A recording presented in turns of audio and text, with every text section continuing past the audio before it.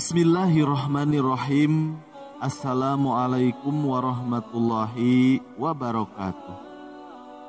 Sahabat rahasia kolbu rahimakumullah, di antara umat muslim yang masuk surga, di antaranya ada yang langsung masuk ke dalamnya, ada pula yang harus menunggu lama, dan ada juga yang harus mampir dulu ke neraka. Jika kita bisa memilih, pastilah kita menginginkan dimasukkan ke dalam surganya Allah tanpa harus menunggu, tanpa harus mampir neraka, namun langsung masuk saja, tanpa dihisab, tanpa diajab. Lalu bagaimana caranya? Inilah 12 amalan masuk surga tanpa dihisab yang perlu kita ketahui. Yang pertama, bertauhid. Bertauhid adalah mengesahkan Allah. Banyak sekali keutamaan mempelajari ilmu tauhid yang merupakan ilmu yang paling agung. Di antara keutamaan ilmu tauhid Islam yang didapatkan oleh mereka adalah ahli tauhid mendapatkan keamanan dan hidayah. Tempat kembali bagi mereka adalah surga. Allah Ta'ala akan menyelamatkan orang-orang yang bertauhid dari neraka. Ahli tauhid akan mendapatkan kesempatan diampuni seluruh dosa-dosanya. Timbangan tauhid beratnya mengalahkan timbangan langit dan bumi. Dan puncak keutamaan yang dianugerahkan kepada ahli tauhid adalah mendapatkan kesempatan masuk surga tanpa dihisab dan tanpa juga ajab. Lalu yang kedua, beramal sesuai dasar hukum Islam. Ibnu Abbas radhiyallahu anhu menuturkan, dari Nabi Rasulullah sallallahu alaihi wasallam, beliau bersabda, "Aku telah diperlihatkan beberapa umat oleh Allah. Lalu aku melihat seorang nabi bersama beberapa orang, seorang nabi bersama seseorang dan 2 orang, serta seorang nabi yang sendirian. Tiba-tiba ditampakkan kepadaku sekelompok orang yang sangat banyak. Aku mengira mereka itu adalah umatku. Namun disampaikan kepadaku, itu adalah umat Nabi Musa dan kaumnya. Selanjutnya tiba-tiba aku melihat lagi sejumlah besar orang. Dan disampaikan kepadaku, ini adalah umatmu. Bersama mereka ada 70.000 orang yang masuk surga tanpa dihisab dan tanpa ajab. Kemudian beliau bangkit dan masuk rumah. Orang-orang pun memperbincangkan tentang siapakah mereka itu. Lalu yang ketiga, tawakal. Dengan selalu bertawakal kepada Allah di dalam segala ujian yang diberikan, maka kita sebagai umat muslim mempunyai kesempatan dimasukkan ke dalam surga tanpa melalui hisaban Allah Subhanahu wa Ta'ala. Lalu yang kelima, bersih dari dosa syirik, bid'ah, dan maksiat. Yang dimaksud bersih dari dosa dengan segala macamnya, di antaranya adalah syirik, bid'ah, dan maksiat. Adalah seorang hamba yang ketika dia meninggal di dalam keadaan sudah bertaubat dari seluruh dosa-dosanya yang telah diperbuat selama hidupnya.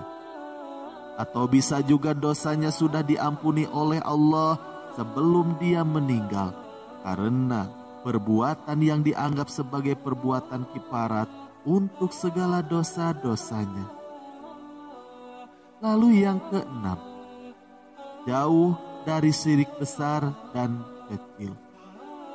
Di dalam kitabnya I'anatul Mustafid, Syekh Saleh Al-Fauzan Hafizahullah, beliau menjelaskan bahwa mereka orang-orang yang jauh dari perbuatan syirik, maka mereka akan masuk surga tanpa melalui hisaban Allah Subhanahu wa Ta'ala.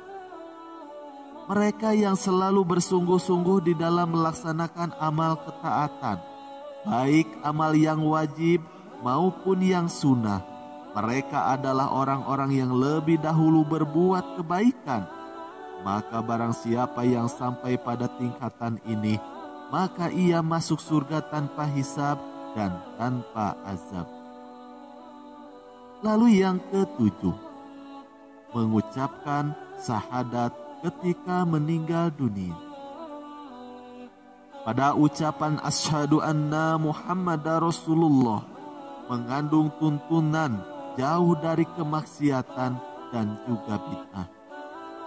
Hal itu disebabkan karena konsekuensi syahadat Muhammadar Rasulullah adalah taat pada perkataan yang diperintahkan oleh Rasulullah, membenarkan apa yang beliau informasikan, menjauhi larangannya, dan tidak menyembah Allah melainkan sesuai dengan syariat yang diajarkannya.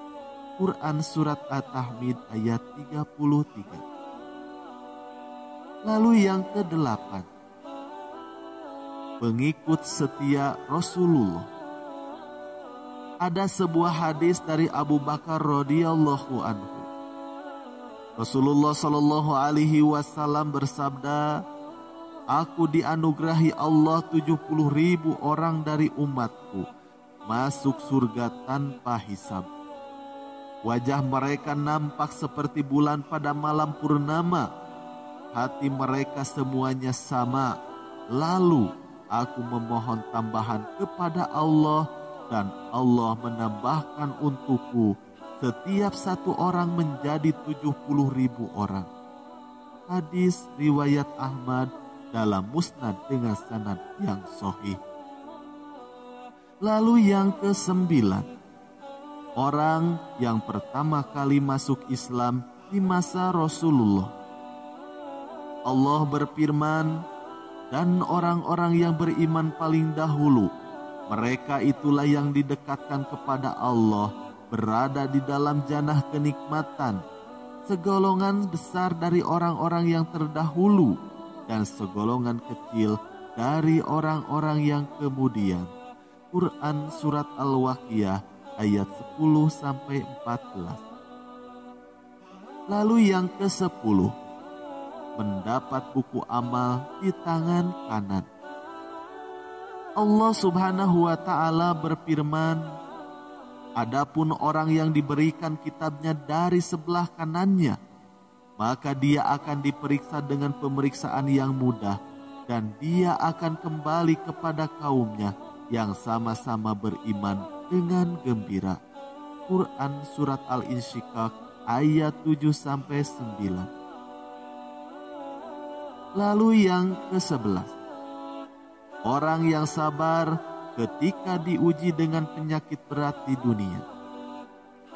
Pada hari kiamat kelak, setelah timbangan-timbangan amal dipasang, orang-orang yang tekun sholat dipanggil untuk menerima pahala mereka secara penuh. Orang-orang yang tekun puasa dipanggil untuk menerima pahala mereka secara penuh. Dan orang-orang yang pergi haji dipanggil untuk menerima pahala mereka secara penuh. Tetapi timbangan orang-orang yang dicoba dengan penderitaan sakit tidak dipasang. Mereka juga tidak diadili. Mereka selain diberi pahala juga tidak dihisab. Lalu yang ke-12, mati syahid.